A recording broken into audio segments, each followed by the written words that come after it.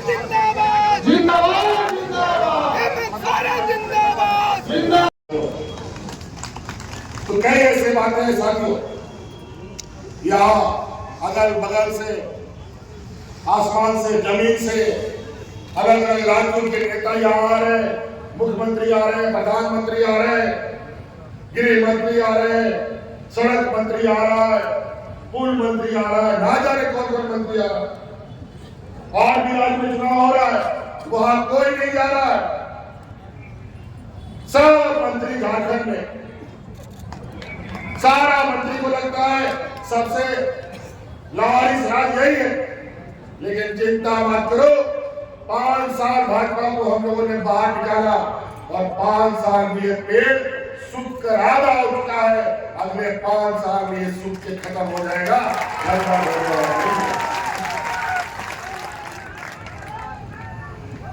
आज इसीलिए तो भारतीय जनता पार्टी का नेता कहा है, अगर बगल पार्टी से नेता तोड़ो, नेता खरीदो करके और झंडा लड़ाओ, ये लोग नेता है क्या? इसीलिए ध्यान रखिएगा, बड़ी ये चुनाव इस लोकतंत्र का सबसे बड़ा पर्व है और इनके कहने सुनने पर जाने का जरूरत नहीं। आज हम लोगों ने आपके बीच में काम किया है और आज ये तरह तरह के आरोप भ्रष्टाचार का बात बोलता है। आज कोई हमको बोला कल एक पत्रकार में, यहाँ के नौजवान चरस, अफीम, गांजा लेने लगे। हमने बोला भाई ये कहां से सवाल आ गया? एक नौजवान से हमने देखा, एक नौजवान ने सवाल पूछा। मैंने बोला बताओ ये चरस, गांजा, अफीम जो हमारे नौजवान के हाथ में जा रहा है, ये चरस, गांजा, अफीम मिलता कहां है?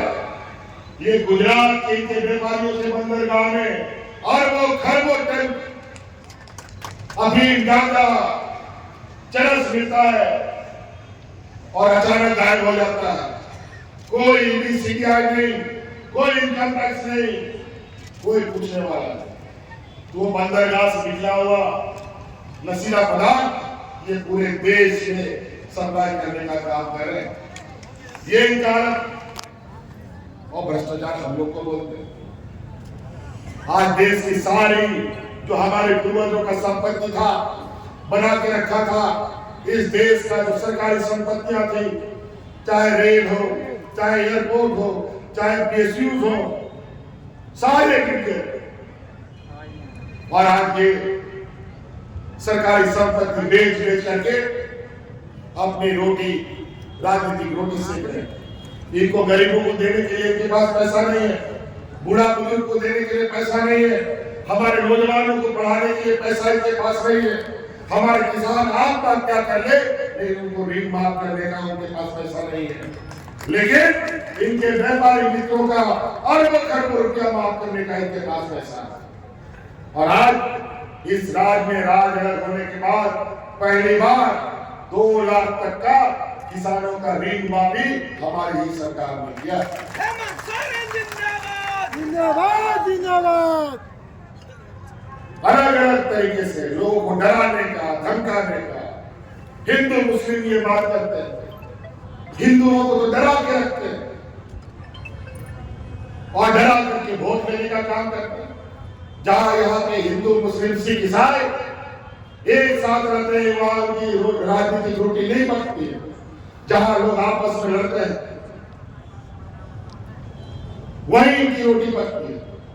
यहाँ आसाम का मुख्यमंत्री 1 साल से झारखंड में घूम रहा है और 1 साल से झारखंड सरकार को गिराने का सुपारी ले रखा है। यहाँ रोटी बेटी का बात करता है, घुसपैठी का बात करता है। सबसे अधिक घुसपैठी आसाम में घुसे पड़े हैं और ये अलग अलग राज्यों में सप्लाई करता है और घुसपैठी के बाद हम लोग को बोलता है।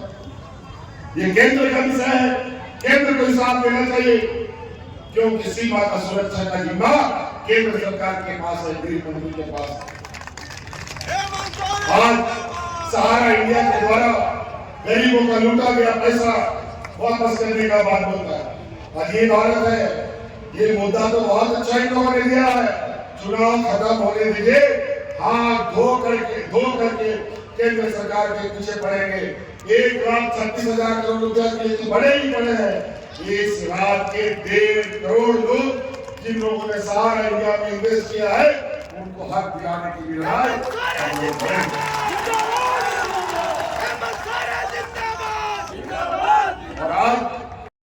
और हमने संकल्प किया है कि फिर से हम सरकार बनाने जा रहे हैं और अगले 5 साल के अंदर सभी महिलाओं के खाते में 1-1 लाख रुपया पहुंचाने का काम करेंगे।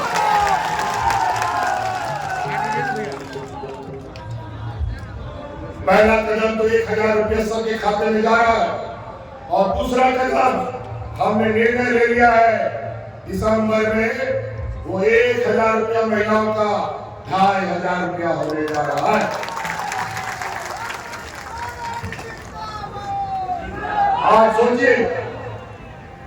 आज सोचिए कि जिस घर में बिना मजदूरी किए बगैर चूल्हा नहीं जलता था, उस घर में 2-3 महिलाएं हैं, बेटी है, तो आज कितना घर में रुपया जा रहा है? 5,000, 7,000 हर घर में रुपया जा रहा है। ये देश का पहला राज है। पहले 1-2 गांव देहात में बुढ़ापे लोगों को पेंशन मिलता था।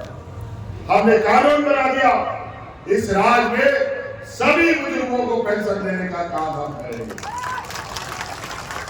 आज दिया लगा के भी खोजोगे ना, कोई बुजुर्ग बिना पेंशन का नहीं मिलेगा।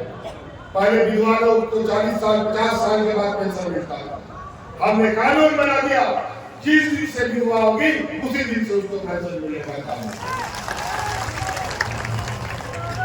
विधवा होने का कोई समय होता है क्या?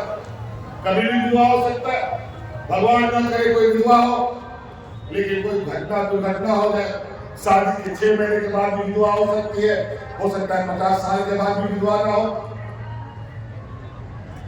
और इस साल में तो वृद्धा पेंशन कितना महिला 50 साल की होगी, 50 साल तक हमने कर दिया विधवाओं का पेंशन। 50 साल जैसे ही होगी, सरकार की बाध्यता है उसको पेंशन देगा। तो कई ऐसी चीजें हमारे गांव देहात में हमारी बेटियों को हम लोग बोझा मानते हैं। 8वां 9वां पास होती नहीं है, उसकी उलट होने लगते हैं। बंद कीजिए ये काम। अब बेटी हमारी बोझ नहीं बल्कि संपत्ति के रूप में रहेगी।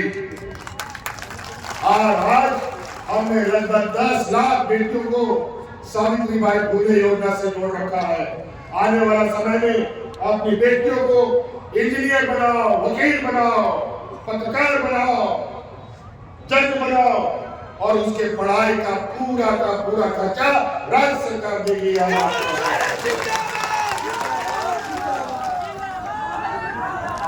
आज अपने नौजवान बच्चे बच्चियों को जो भी ऊंची पढ़ाई करानी, और आपको पता है डॉक्टर पढ़ाने में, इंजीनियर बनाने में कितना पैसा लगता है, 10 लाख 12 लाख 15 लाख रुपया।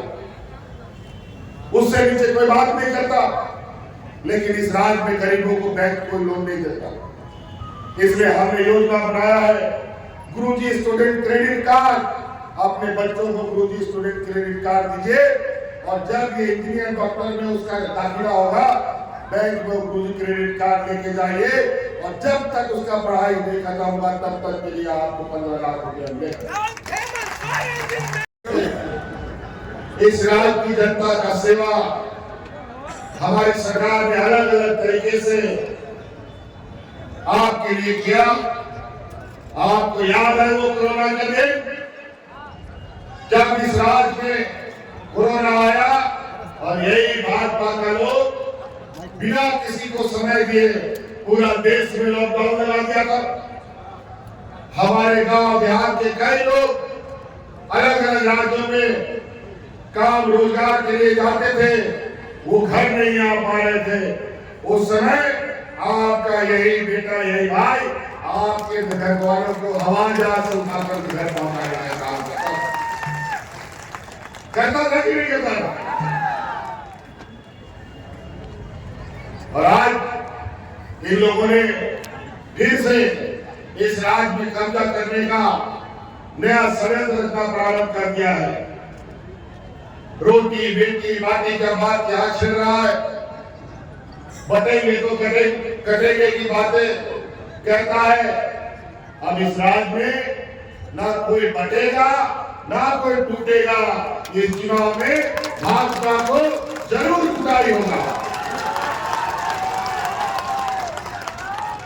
आज हमारा ये राज्य देश का सबसे पिछड़ा राज्य है और आज इस राज्य की गरीबी इतनी है कि आज छोटी छोटी जरूरतों के लिए हमारा गांव देहात की महिलाएं, गांव देहात के हमारे किसान भाई महाजनों से उधार कर्जा लेते हैं।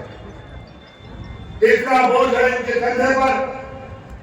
आज आपका बोझ हमने अपने कंधे पर लिया है और आज आपका सारा बिजली का बिल माफ करने का काम हम लोगों ने किया।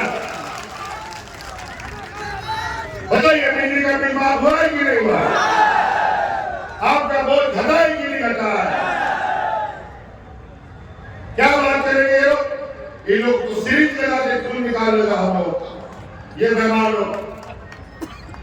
और आज पहले बिजली आता था कि नहीं आता था, लेकिन समय का बिजली का बिल जरूर आता था। लेकिन अब 200 यूनिट बिजली फ्री आएगा, जीवन में कभी बिल नहीं आएगा आपको।